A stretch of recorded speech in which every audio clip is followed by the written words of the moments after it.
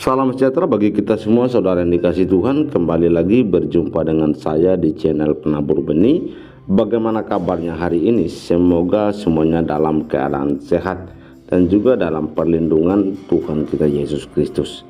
Saudara yang dikasih Tuhan, ada kesaksian yang memang cukup menarik menjadi perhatian banyak orang, di mana ada seorang muslim ini meninggalkan keyakinan yang lama karena mendapatkan ada banyak kejanggalan dan juga pertentangan dengan kehidupan sosial manusia menurut dia. Tetapi saudara dikasih Tuhan, dia bukan menjadi ateis, dia bukan dari penganut 6 agama Indonesia, tapi justru dia memilih menjadi penghayat kepercayaan. Dan memang di Indonesia sudah lama sekali ada juga yang namanya penghayat kepercayaan, dan mungkin penduduknya sudah lumayan banyak.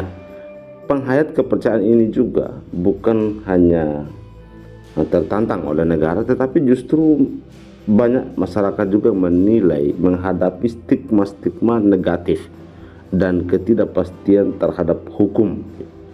Karena penghayat kepercayaan adalah dalam artian sangat luas untuk didefinisikan sebagai masyarakat yang menganut agama tradisional di luar 6 agama yang diakui oleh negara. Berdasarkan data Direktorat Jenderal Kependudukan dan Pencatatan Sipil atau Dukcapil, Kementerian Dalam Negeri Kemendagri, terdapat 102.508 penduduk Indonesia yang termasuk kelompok penghayat kepercayaan. Keberadaan penghayat kepercayaan seringkali dipandang sebelah mata. Hal itu tercermin dari banyaknya masyarakat yang menaruh stigma negatif dan kurangnya perhatian dari pemerintah, kendati sudah diakui secara konstitusi, di mana pada Sabtu tanggal 11 bulan 3 dalam kanal YouTube di video YouTube yaitu Setara mengunggah video diskusi dengan judul Dinamika Penerimaan Penghayat dan Tantangan Diskriminasi Penghayat. Dalam video tersebut berdurasi 30 menit 10 detik. Diskusi tersebut turut menghadirkan dua narasumber, yaitu Engkus Ruswana selaku Ketua Presidium 1 MLKI Pusat dan Bonar Tigor yang menjabat sebagai Wakil Ketua Setara Institution. Nah, menghadapi stigma dari masyarakat dalam perjalanannya, kelompok penghayat kepercayaan telah melewati dinamika yang naik turun. Keberadaan para penghayat sudah dan masih ada hingga saat ini, walaupun eksistensinya terkadang naik, terkadang turun. Agama-agama leluhur atau agama-agama lokal yang eksistensinya atau keberadaannya sebetulnya jauh sebelum Hindu Buddha masuk. Leluhur kita sudah mempunyai sistem kepercayaan sehingga kita bisa saksikan di hampir seluruh etnis yang ada di Nusantara memiliki agama leluhur. Kemudian karena proses Hindu masuk, Buddha masuk, Islam masuk, Kristen masuk, terjadi perjumpaan-perjumpaan yang di suatu saat agama yang masuk itu mendominasi dan menggeser agama-agama leluhur. Jelas yang disampaikan oleh Bapak Engkus Ruswana. Karena itu mari kita mendengarkan dulu bagaimana dan seperti apa kesaksian dari Murtadin ini sehingga dia beralih keyakinan dan mau menjadi pengikut Kristus. Berikut ini videonya. Halo Abelia.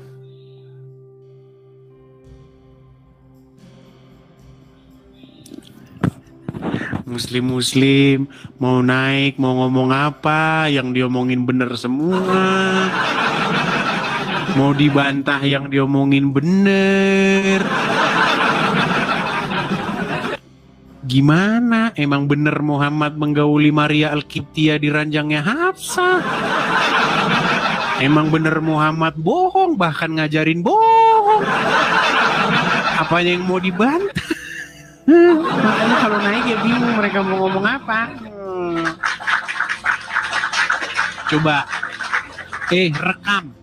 Rekam ini dan bawa ini sebagai bukti.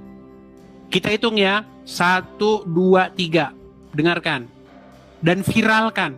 Saya Edis TV, seorang yang sangat mengerti agama Islam, menyatakan bahwa Muhammad berbohong dan dia ngajarin orang bohong. Mau saya tunjukkan dalilnya, naik ke sini. Muhammad itu memang berbohong dan ngajarin orang bohong. Gimana? Mau bantah? Naik ke sini. Saya beri kalian panggung, saya beri kalian kesempatan. Bahkan saya terjun dari Monas kalau kalian bisa membuktikan saya. Saya nggak mengatakan yang sesungguhnya. Ya silakan, Aris Jaka Maulana. Aris Jaka Maulana. Halo Bang Edis, halo. Ya silakan Bang, nyalakan kamera Anda. Muslim Bang? Pernah menjadi Muslim. Iya. Sekarang sudah meninggalkan agama Islam. Udah dari 2015. Sekarang apa? Ateis, agnostik, Kristen, Penghayat kepercayaan. penghayat kepercayaan. Coba kita tes dulu nih, kita tes. Abang Muslim berapa tahun Bang? Dari lahir Bang. Sampai berapa? Enggak, maksudnya udah berapa puluh tahun jadi orang Islam? 35 tahun. 35 tahun jadi orang Islam. Selama 35 tahun sholat berarti ya? Gimana Bang? Selama 30 tahun yang lalu itu, maksudnya selama 30 tahun di masa-masa lalu itu, berarti Anda sholat, betul? Oh rajin. Oke, coba kita mau denger nih bacaan-bacaan sholatnya. Coba, biar nggak ngaku-ngaku. Kalau ngaku-ngaku doang nggak bisa di sini Bang. Silakan. Allahu Akbar kabiro walhamdulillahi kasiro wa subhanallahi bukrata wa asila inni wajjahtu wajhiya lilladzi fataras samawati. Sah ini Muslim udah jelas ini sah. Saya mau tanya nih Bang, apa yang membuat Anda meninggalkan agama Islam? Yang pertama itu apa ya? Saya nggak mau bertaruh. Maksudnya? Bertaruh. Artinya gini kan, Bang Edis tahu nggak ada apa namanya ya? Ada hadis yang menyebutkan bahwa Islam itu suatu saat nanti akan terbagi menjadi 73 bagian. Betul. Dan hanya satu golongan saja yang masuk surga. Dan satu golongan yang benar. Apa namanya yang benar lah gitu kan ya. Yang 72 masuk neraka gitu kata hadis itu. Nah iya, artinya kesempatannya itu tipis banget Bang. Betul sekali. 1:72 gitu. Tipis loh. Nanti kalau misalkan saya sudah habis-habisan, saya berislam dengan sepenuh hati. Nah terus kalau nggak diakui nanti gimana? Tetap aja masuk neraka Bang. Betul. Nah, itu. Artinya Anda tidak mau mempertaruhkan jiwa raga Anda terhadap sesuatu yang tidak pasti, betul? Oh iya. Iya. Itu kan perbandingannya jauh banget Bang. 1:1 aja belum tentu kan, itu 1:72. Bahkan Muhammad sendiri dia tidak tahu apa yang akan diperbuat terhadap dia dan terhadap pengikutnya. Iya. Itu ayat Quran loh, ayat Quran. Ya, betul ada. Katakanlah nih, saya kutipkan ya ayatnya ya, nih ya. Saya kutipkan. Nah, nih ya.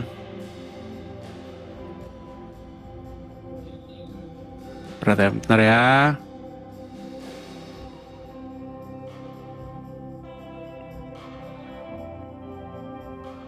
Sabar ya Bang ya.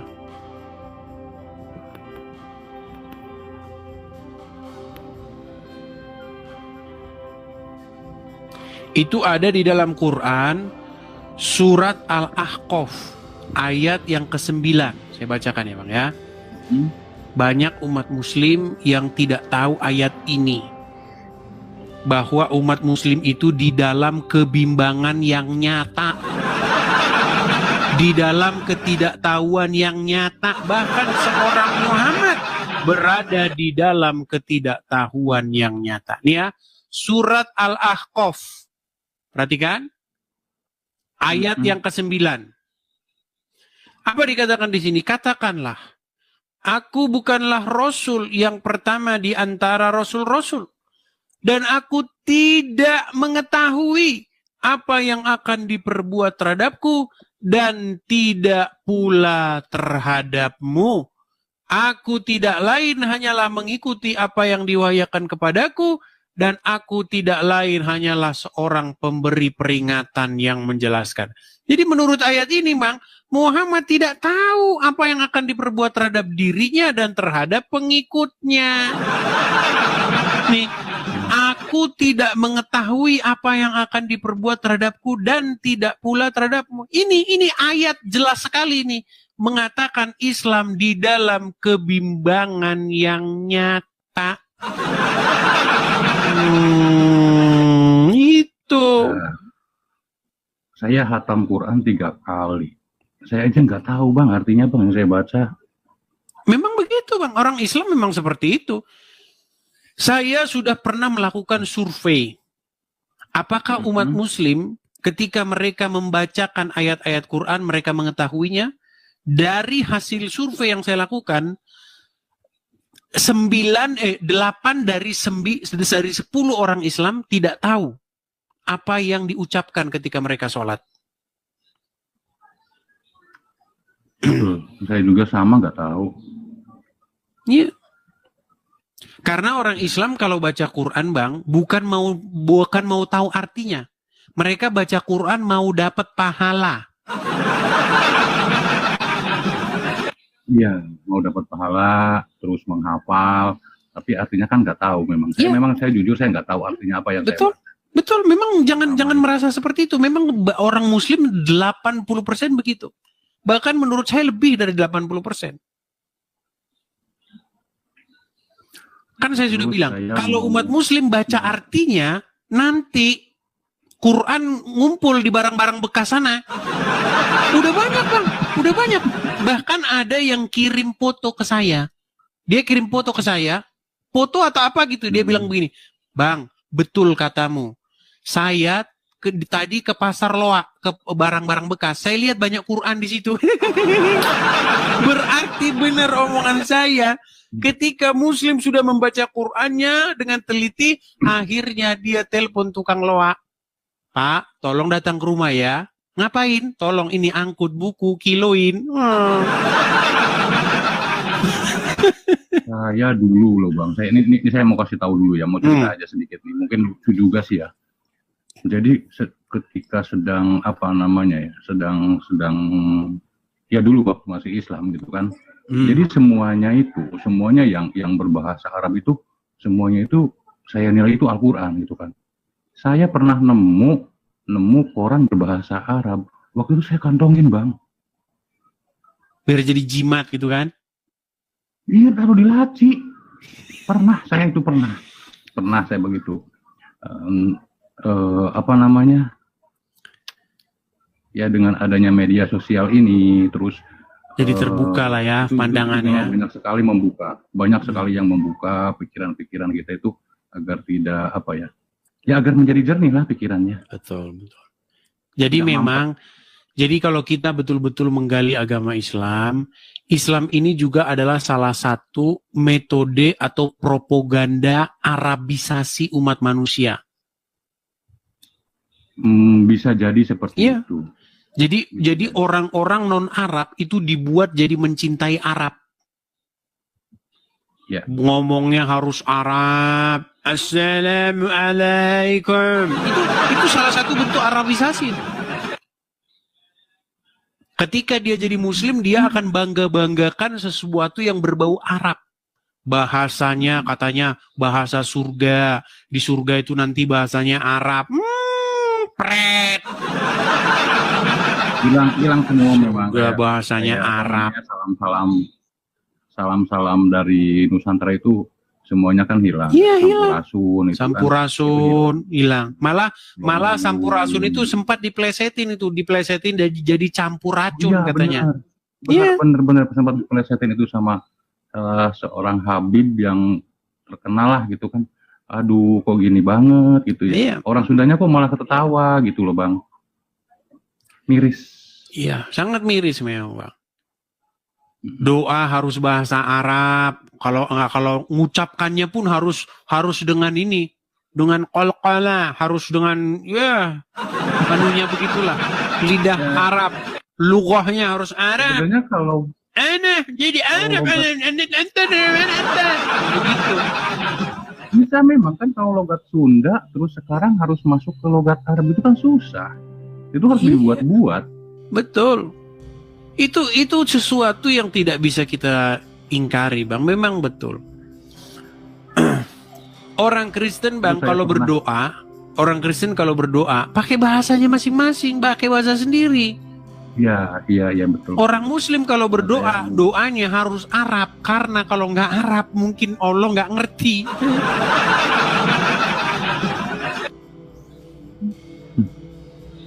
Terus saya pernah gini, Bang, mau cerita lagi ya. Saya pernah disebut karena saya tidak berislam lagi gitu kan. Pernah disebut oleh oleh ustadz gitu kan. Kamu itu durhaka. Orang tua kamu, saudara-saudara kamu semua Islam, tapi kamu malah tidak Islam lagi gitu. Kamu durhaka gitu kan. Akhirnya saya berpikir, tanya lagi ke ustadznya, Pak Ustadz, yang lebih dulu, yang paling duluan durhaka itu siapa? Aku tanya, Nabi Muhammad, apakah orang tuanya agamanya Islam?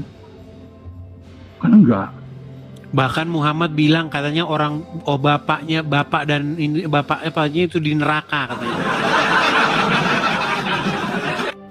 Iya, Muhammad yang ngomong loh, bapaknya Muhammad di neraka.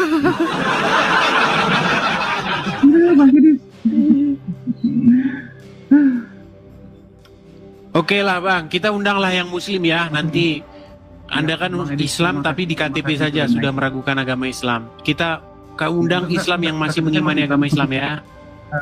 KTP saya masih Islam tapi. Ya, makanya saya bilang, Bang, biarlah KTP-nya yang Islam, Bang. Orangnya jangan. Mau saya ganti.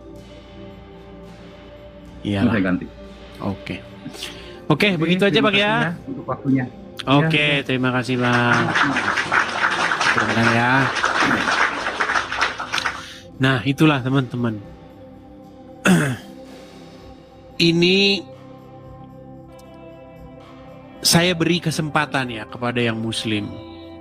Soalnya yang Muslim kita naikin tuh biasanya mereka langsung 30 menit kita di sini tanpa suara. Sering begitu. Muslim kalau dinaikin nggak berani ngomong. Habis mau ngomong apa? Ya, demikian videonya saudara dikasih Tuhan. Kita sudah mendengarkan sendiri bagaimana ia menjelaskan karena sebelumnya ia menjadi Muslim, namun ia meninggalkan keyakinan itu karena bagi dia menemukan banyak kejanggalan, pertentangan dalam kehidupan bersosial, di mana ia menyampaikan kesaksian yang luar biasa. Dan kita doakan semoga kedepannya dia boleh menjadi pengikut Yesus dan dipakai Tuhan secara luar biasa untuk menjadi berkat bagi keluarga, kawan, dan kenalannya. Nah, kembali tadi saudara yang dikasih Tuhan terkait dengan apa yang ia yakini terkait dengan keyakinan, yaitu penghayat kepercayaan pasca berdirinya Negara Kesatuan Republik Indonesia. Dalam menyusun konstitusi munculnya upaya dari negara untuk melindungi agama leluhur. Itu sebenarnya dari usaha tersebut muncullah istilah penghayat kepercayaan. Ya, Kendati demikian, mulai dari tahun 1950-an, kelompok penghayat mengalami pasang surut terkait keberadaannya di Indonesia. Engkus Ruswana menceritakan bagaimana peristiwa pemberontakan D1 dan T22 menjadi awal penekanan yang dialami oleh kelompok penghayat kepercayaan. Kala itu pemberontakan yang berpusat di Jawa Barat banyak menargetkan penghayat dan melakukan tekanan hingga teror kepada mereka. Gerakan D1 dan atau T2 itu sangat menekan pada masyarakat penganut ajaran leluhur katanya. Karena dikafirkan, akhirnya ditekan, banyak yang dibunuh, dikejar-kejar. Akhirnya tak sedikit dari para penghayat yang merasa takut untuk mengaku dan menjalankan ajaran leluhur. Ada yang memilih untuk kabur dari kampung dan mencari perlindungan di kota. Ada pula yang akhirnya memilih untuk memeluk agama. Di daerah Ciparai ada yang dibunuh satu komunitas yang lagi berlatih kesenian, dibakar hidup-hidup. Nah, akibatnya kan pada takut untuk menjalankan ritual-ritual ajaran leluhur. Akhirnya mengaku agama, tapi di balik itu ada sebagian yang masih tetap bertahan keyakinannya. Engkus menambahkan itu. Kemalangan bagi para penghayat kembali berlanjut, bahkan diperparah setelah peristiwa gerakan 30 September itu ya. Stigma negatif terhadap kelompok penghayat semakin menjadi karena penghayat dianggap sebagai komunis sebab tak memeluk agama. Jadi itulah awal-awal muncul dari adanya komunitas atau penghayat kepercayaan ini. Tarik ukur kebijakan pemerintah, keberadaan kelompok penghayat kepercayaan di Indonesia menimbulkan kontroversi di mana pemerintah beberapa kali menetapkan sebuah kebijakan terkait penghayat dan kemudian mencabut kebijakan itu. Tarik ulur kebijakan ini dimulai sejak ditetapkan pasal 29 yang menyebutkan kepercayaan di dalamnya. Jadi sudah banyak juga yang memang menceritakan terkait dengan adanya atau munculnya penghayat kepercayaan di Indonesia. Tapi ya kita tetap menghargai sebagai orang yang memang mengerti akan mereka juga dan apa yang mereka yakini, ya kita tetap menghargai akan hal itu. Karena kita sekalipun berbeda tetap satu. Jadi seperti itu saudara ya. Dan semoga kesaksiannya juga ini boleh menjadi berkat bagi kita, dan dia tidak bertujuan atau bermaksud untuk menyampaikan sesuatu hal yang negatif, tetapi memang itulah yang menurut dia ada sesuatu yang janggal sehingga ia meninggalkan keyakinan lama dan berpindah di penghayat kepercayaan. Namun saat ini dia masih dalam keraguan-raguan, bimbang, sehingga ia mau untuk berpindah lagi begitu. Tapi doa kita akan menyertai dia Bapak ini untuk menjadi berkat bagi banyak orang. Tuhan Yesus memberkati kita semua.